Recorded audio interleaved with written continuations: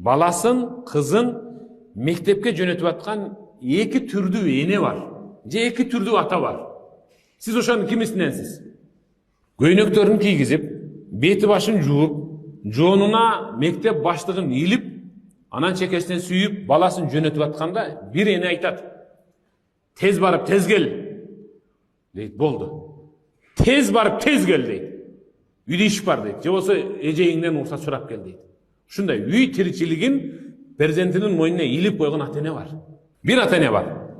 Баласын же кызын мектепке жөнөтүп атканда чекесинен сүйүп, балдарга ушундай мотивация бериш керек, дем бериш керек. Уулум, пайгамбар айткан: "Ким билим алуу жолуна кадам таштап эле чыкса, атайын мектепке, Аллах ал инсанга бейиттин жолун оңой кылып коет" деген. Сен жөнөкөй жолдо баратпайсың, сен мектепке чейин бейиттин жолунда барасың. Карам.